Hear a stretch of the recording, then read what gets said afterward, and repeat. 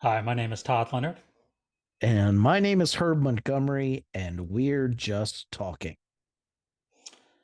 Thanks for taking a moment to click on the like button, the subscribe button, and the bell icon if you'd like to be reminded of upcoming episodes. Each week, Todd and I are going to be talking about the upcoming lectionary reading for the Gospels. And our goal is to talk about that reading in the context of love, inclusion, societal justice. We hope that our talking will be just, as in the sense of justice, but that also something will be said during this time that might inspire any of you who are listening this week along with us to do more than just talking. So we continue in the Gospel of Matthew this week. We're in chapter 11, and it takes a couple snippets from the second half of that chapter, verses 16 through 19 and verses 25 through 30, and some kind of interesting little teachings by Jesus here, um, along with a very famous one at the end. And so let's get started, and Herb, take us where you want to head. Sure. So the first thing that I love about this passage is the contrast of John and Jesus and them being likened to pipers. Hmm. John comes, he's got a pipe and he's playing a dirge, right? Like a funeral procession, which is, the way it characterizes John the Baptist versus Jesus here. Um, I just like it, and I don't even know why I like it. I just like it. John's all melancholy, and the day of wrath is coming, Hmm. and then nobody mourned, right? And then Jesus comes playing a pipe, but he's playing a tune that people should get up and dance to. He's inviting people to the dance, Hmm. and but nobody dances. I mean, neither one of them gets the response from their piping that they want. John gets beheaded, Jesus gets crucified, you Right. know. So, but I just love that it's two different styles of piping or music, or two different. I don't know why I like that so much, but I just love the contrast between John the Baptist being kind of this hard, morose kind of funeral procession dirge, and Jesus come playing the pipe and inviting everybody to dance. I like that imagery. Yeah. And neither being wrong. Neither Right. being it's not contrasting right versus wrong or good versus evil. It's contrasting two gospel messengers doing their thing in different ways and trying to get across God's message, and both uh, being not being received, especially by the people in authority and the religious Yeah. leaders. And I've been accused of being both. I had a phone call a couple of months ago where somebody was saying, Herb, where's the joy? Yeah. And I was having a lot of joy, but they were in a privileged social location that I was calling out a little bit. So I get it. It wasn't very joyous for them. But, I love this of John, someone could go to John and say, where's the joy, John? Well, he'd say, look to Jesus. He's going to call you to dance. Right now, it's time to mourn. So there's a Yeah. place for both. Right. And like you said, based on the person's location and person's position in society, the same message may come across as joyful to one and mournful to another. That's right. Um, Jesus's it, message to the poor was good news to the poor, but right. Pilate and Caiaphas and Herod and maybe some others wasn't, they was Not more so threatening much. than good news. Yeah. Yeah. Yeah. Yeah. So, my favorite, man, life-changing statement in the Gospels. This is like, it may be the top one, but it's at least in the top three for me statements in the Jesus story. Is this one where it uses the feminine language once again in a Hebrew tradition for Hmm. wisdom? And then it says that she, wisdom, is proved right by her deeds. Some versions of this saying in the Gospels and the other Gospels say, wisdom is proved right by her children, by her offspring, by her deeds, by her actions. It's another way of saying when Jesus talks about the tree, by their fruit you shall know them. good shrubs, bad vines. But I love just the practicalness of this simple test of wisdom being known by its deeds, whether whatever we think is wisdom, what is the fruit? What are the actions that Mm, wisdom is producing in our lives? What's the fruit that it's producing in our lives? Is it life-giving or is it death dealing? And no matter how much we may think it's wisdom, if it's death dealing, it just needs to be questioned. And there's a yeah. whole lot of applications of that, but that has been so life giving to me. It's given me permission to challenge and even chuck some of the things in my own Christian journey that have not been life giving. Hmm. Yeah, for sure. That is uh, it, it, that's for me has become such a litmus test over the time. A growing litmus test has been by the fruits you shall know them. By and in this context, wisdom by what it produces. And yeah, it's made me recognize the evil of some forms of religion, of Christian religion. Um, it's made me see goodness in religions that aren't Christianity. Mm-hmm. Um, Yeah.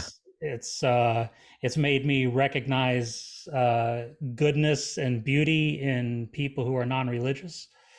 Um, it is it has allowed that principle has allowed me to see good for what it is, and use it's a different lens than saying, oh no, this is in the Bible and we're interpreting it this way, so we have to believe it, even though it causes harm and cruelty to people. We have to accept it. So, for example, I have to believe in an everlasting, eternal torment hell because there's an interpretation of the Bible that says that that's the case.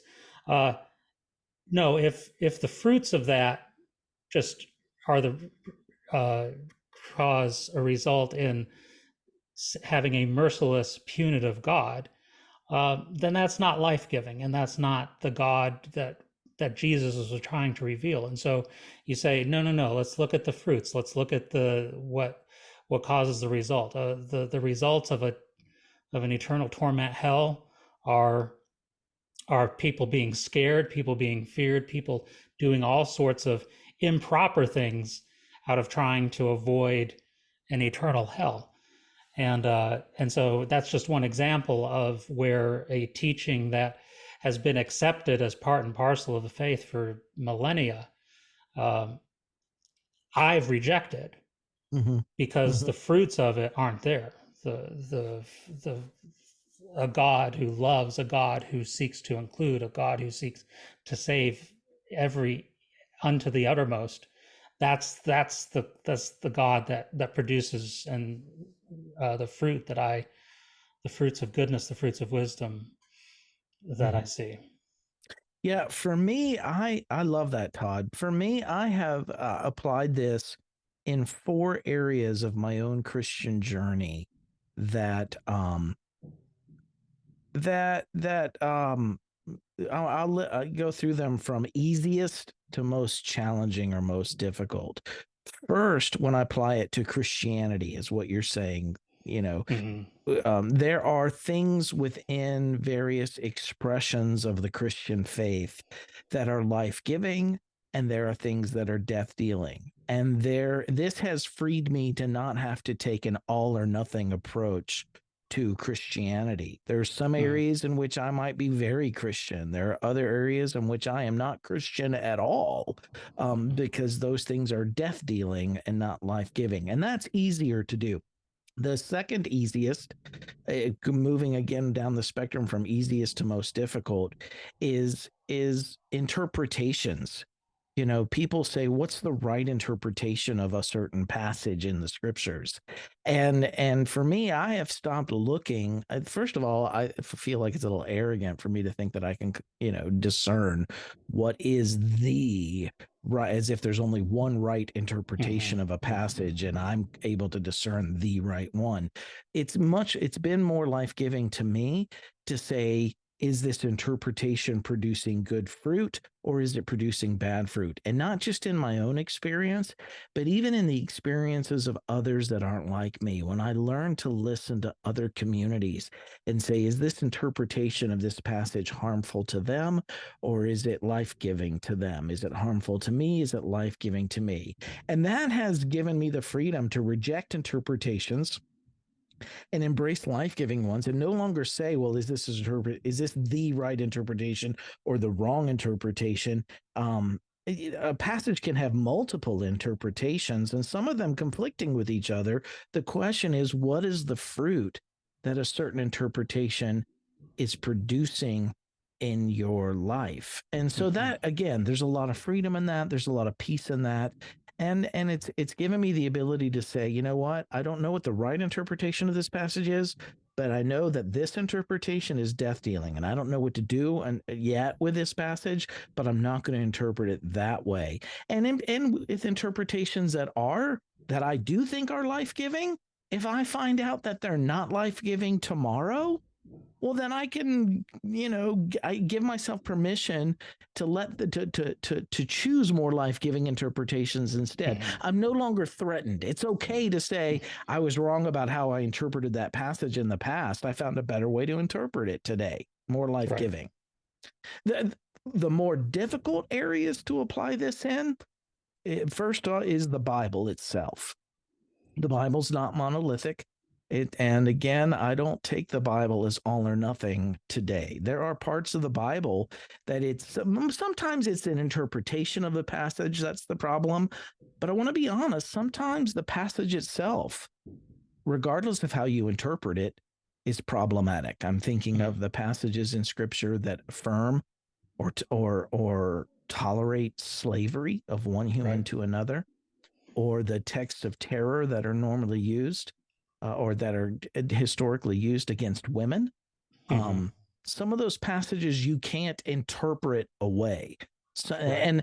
And for those who don't believe those passages are there, first of all, the more you read the more one reads the Bible, the more one will bump into these passages, for which some passages you can just redeem through interpreting them more in life-giving ways, but other passages, I'm just not convinced there is a life-giving interpretation of some of that stuff. You know what I mean?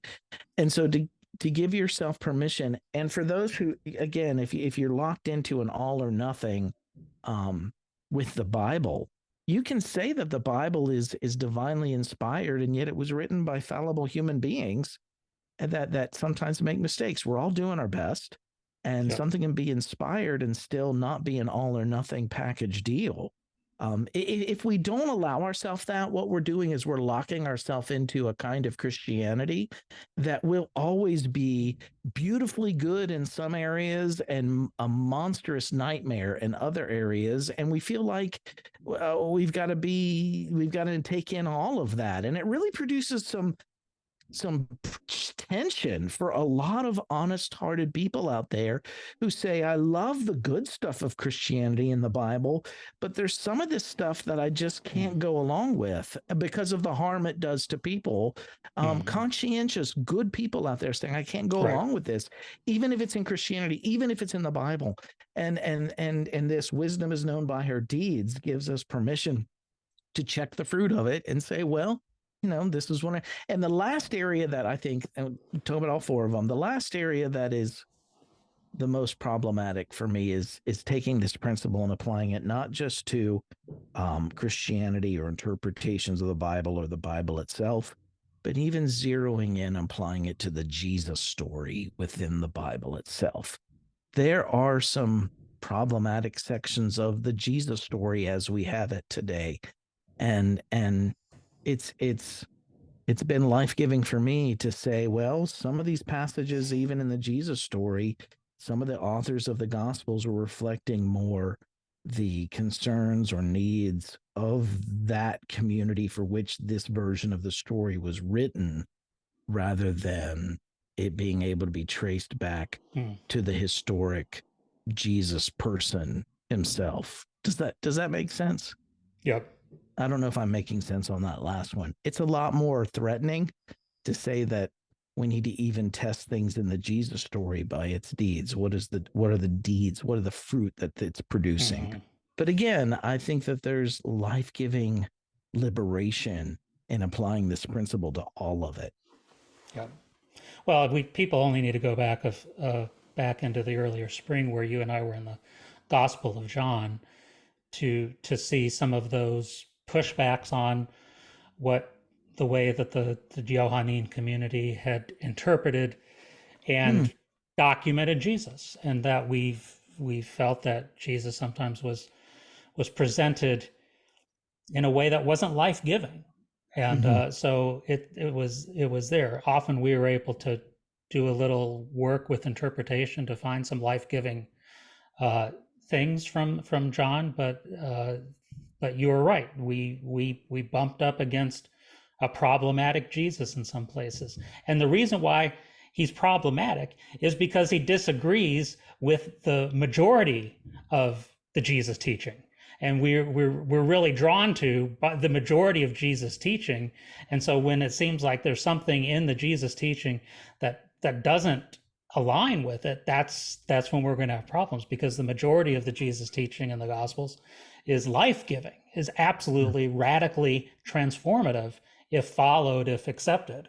So there's no doubt that um, it's Jesus' own fault that we start challenging other documentation, other interpretations or writings about Jesus that seem to contradict the core of who he is. Yeah. And for those out there that may think, well, you're just chopping up the Bible and so you can take what parts you like and get rid of the parts you don't like. No, not at all. There are parts of the Bible that I really like that are death dealing to certain communities that are not like me, that I have to let go of. And there Mm. are parts that challenge me. The fruit is not me, or sorry, the litmus test is not me, whether I like a passage or not. The litmus test is it harming someone or Right. not? That's right. That's the litmus. Is it producing harm? And this approach is actually, it's not progressive, it's not liberal, it's not new. It's actually ancient. If you go back to even the Jesus story itself, if you contrast Luke 4:18 through 19 with Isaiah 61, 1 through 2, where Luke's author quotes Isaiah, there are things that are not life-giving that are just left out in Mm-hmm. that quotation. You know what I mean? There are Mm-hmm. things that are just absent there. So either Jesus did that or the author of Luke did that, but the Jesus community has been practicing this for a long time. This selective, it's not, well, it could be called cherry picking, but it's cherry picking based on the litmus test of whether something is actually harmful or Right. life-giving. And that's yeah. And I get it, some people don't trust themselves to interpret things in a healthy way, so you just have to take the whole thing. And I don't think that produces good fruit in and of itself. In other words, we need to have the maturity to use biblical language, rightly dividing the word of truth. Right. We need to have the maturity to listen to others when they say, listen, the way this passage has been used or this passage itself is deeply harmful, and put people first. Yeah. Well, and two things related to that is one, I think there is a desire that people would love that the Bible is this perfect revelation of God, and that you can count on it. You want something out there that's magic, you know? You Mm-hmm. want something that you don't have to think about, that you just know is right. And I get that desire. I wanted that for the longest time, is just if there's everything else in the world is chaotic and is problematic, and I have to think really hard to figure out what to do in any given situation, at least I got the Bible that's exactly right. And the sad news initially to those of us who felt that way is that the Bible is our human beings doing the exact same thing that you and I do in our daily lives, wrestling to figure out what to do, what's best for us, what's the most loving thing to do, and how what God would have me do in this situation or that situation. This is the reality of of the Bible as much as it is for our daily lives. And so that is sad news initially, but the good news ultimately is what this does is God has given us a spirit, and the spirit continues to guide, and the spirit continues to work. And as we continue to wrestle with these passages and we wrestle with the day-to-day lives that we face, there is a spirit who keeps saying, what is it that produces the most good? What is it that produces love? What is it that doesn't harm? Mm-hmm. Keeps pushing us that way. And so then the thing we hold on to is love. We hold on to love over everything else. And we say, this is what I'm called to do. This is what I'm called to be. And I'm going to find anything that assists in helping me be loving. So I'm going to take anything from the scriptures that helps me be loving. Because at the end of the day, love is the guiding principle. Love is the guiding force. And that love has been revealed to us through Jesus. That love has been revealed to us through profound men and women who have awakened us to better ways of living throughout history. And that God of love is available to us in the Spirit even now. Yeah. And I hear my own fundamentalist roots screaming out at that, but you got to test the spirit, you know. But again, the test for both the spirit and the Bible and everything is wisdom is known by her deeds. That's right. What is it producing? At the end of the day, that's what you got to ask. And I love that, Todd. And some people, you're absolutely right. It's going to create some grief. They're going to have to go through the 5 or 6 or 7 or however many stages of grief there are. Mm-hmm. They're going to have to go through that, because the reality is those who have an infallible all or nothing view of the Bible are the ones that simply just haven't read enough of it yet. That's right. Like when you really get into and take it seriously, some of my most progressive theological friends are those who take the scriptures the most seriously, and they have to interpret it that way because they take it seriously. Yeah. Yeah. Yeah. So you brought next? You brought up John a minute ago. There's a real Johannine flavor in the right towards the end of this passage. Seems like it was plucked right out of it. It does. You've revealed this you've not revealed it to the wise and the learned. You've revealed it only to the children. It's that knowledge that knows us again. All things have been given to me, committed to me by the Father. No one knows the Son except the Father. That's unfortunate. And no one knows the Father except the Son, and those to whom the Son chooses to reveal. I just think we could do. I understand why the original gospel author here of Matthew was doing this. I understand the Matthean community and why they might have resonated with this. But again, we don't have to put down other people to lift up Jesus, and we don't have to make Jesus the only source of truth to show how Jesus intrinsically is a source of truth, of life-giving things. So, I mean, again, that's just a problematic section. I mean, it comes right after that whole. It comes right after the whole pipers playing and nobody understanding them, and so it kind of fits in that context of like nobody understands Jesus, nobody, and people aren't hearing the Father because they're rejecting me, they're rejecting John. It kind of fits in that, but it does sound, if you take it especially by itself, it sounds exclusivist. And excluding some people at the expense of others. And that's, again, don't think that's the historical Jesus, what the historical Jesus was about. but certainly he is expressing frustration, and the Matthean community who puts these words in his mouth are expressing frustration Yeah. at people And not not to accepting Jesus, not finding life in who he is.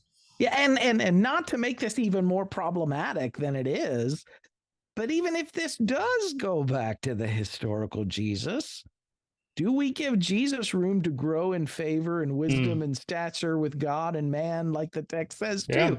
Does Jesus ever, is there any room ever for Jesus to make a grow mistake. in his life giving? Yeah, yeah, yeah. So again, I'm sure I just fried some neurons out there in some listeners, and maybe that's too much too soon, but by their deeds you will know them. So yeah, Right. yeah, yeah, yeah. The last section I have some history with. Come to me, all you who are weary and burdened, and I'll give you rest. My yoke is easy, my burden is light. I remember one time doing a series on the Sermon on the Mount, where again, a person in a certain privileged social location came up to me and said, "It sounds like Jesus is just making it hard to go to heaven." And again, first of all, the Sermon on the Mount wasn't a step by step formula in how to get to heaven. It was a way in which we change the world. And for those that are Right. benefited by the way the world is, yeah, it's a little challenging. It's a little difficult. Some people take this passage here at the end of our lectionary reading this week, and they use the easy versus hard as just a litmus test of whether something's gospel or not. If something's hard, it's not gospel. If something's easy, it's gospel. And Yeah. I am wary of that. I've not found that to always be true. And the reason is the social location here matters. This was a statement being made to those who are weary and heavy laden, struggling to survive under their then present system. And Jesus is saying to those of you who are weary by the way things are, come to me. You'll find my yoke easy, my burden light. The changes that I'm calling for are going to make things better. Just a few chapters later, this is chapter 11, 8 chapters later, in Matthew 19, Jesus talks to those who were privileged in their society and said it's actually hard for them, near and nigh impossible, that it's Mm, actually easier for a camel to go through the eye of a needle than it is for them to enter into this new way of doing things. And so again, whether it's easy or hard, I think we need to be honest about the social location that's implied here, that for certain social locations, following Jesus is easier than others. For others, it's more threatening, that the changes that Jesus calls for are more challenging for some.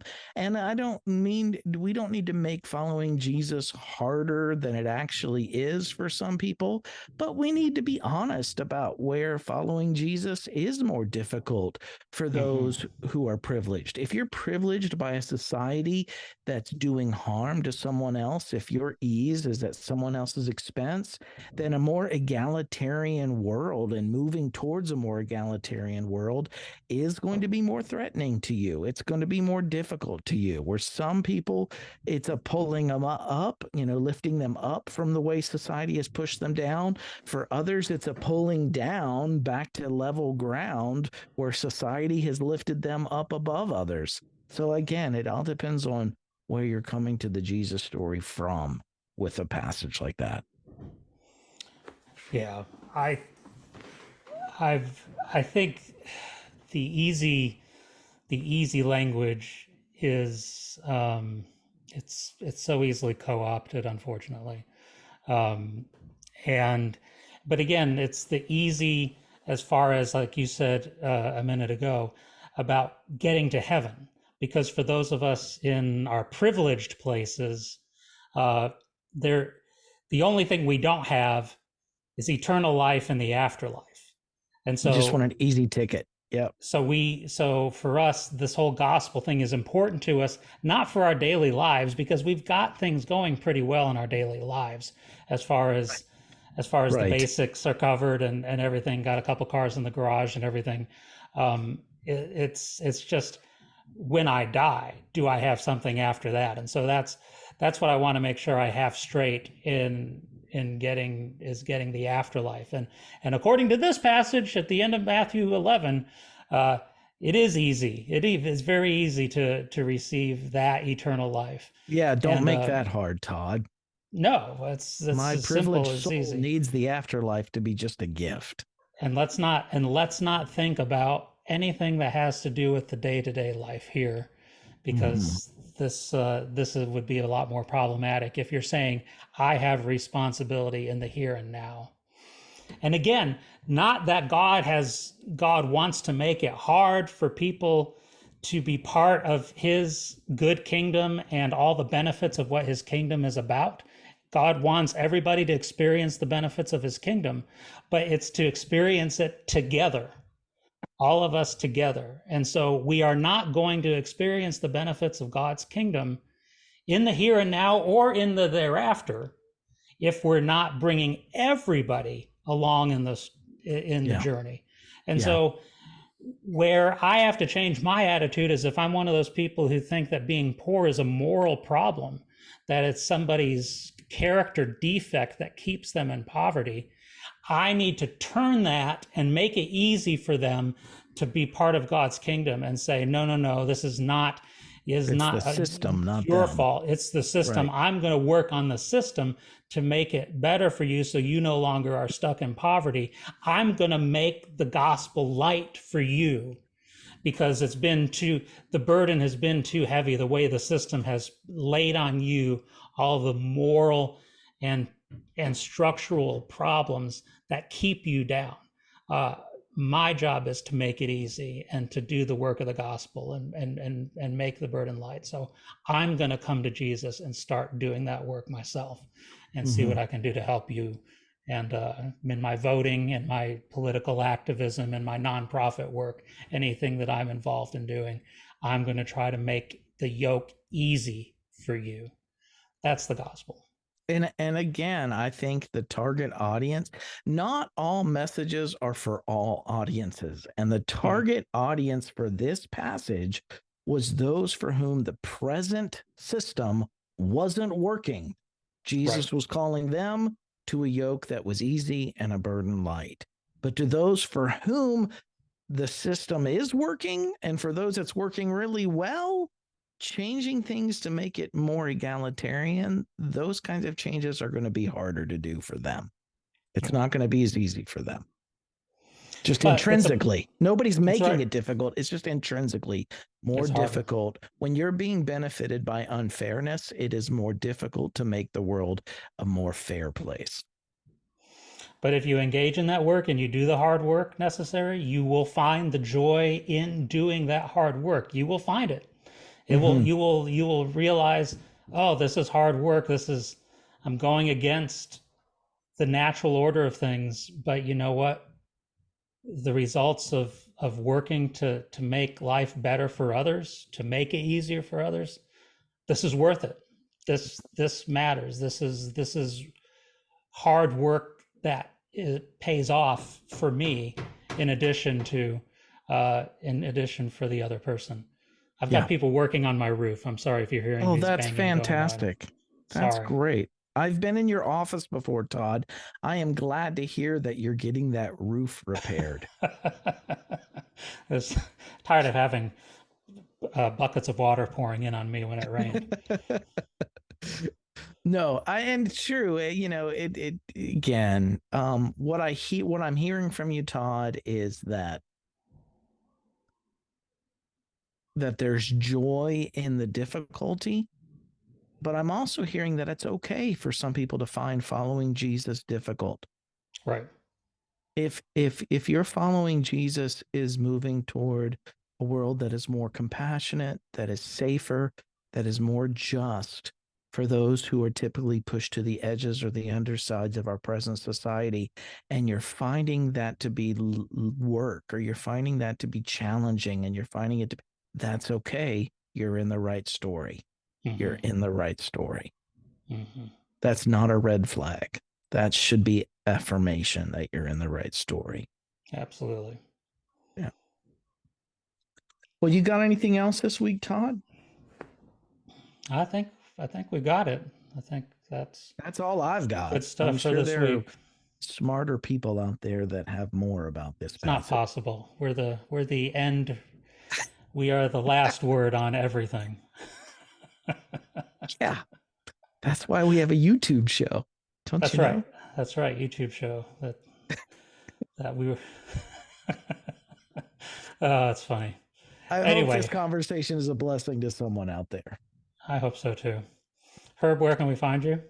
You can find me at renewedheartministries.com. And I even checked out Threads today. So you can find Renewed Heart Ministries not only on all the other social media networks, but you can find us on Threads now too. Wow, very Yeah. Todd, exciting. where can we find you? Well, I'm not on Threads because this is the very first moment I'm hearing of it, so that tells you how out of the loop I am. It's Meta. It's Meta's new competition for Twitter. It's Interesting. Facebook and Instagram. If you're on Instagram, Todd, the bridge to include in addition to threads is really easy. It's just a Okay. couple clicks. Well, we'll see. Maybe by next week I'll be on Threads. Nice.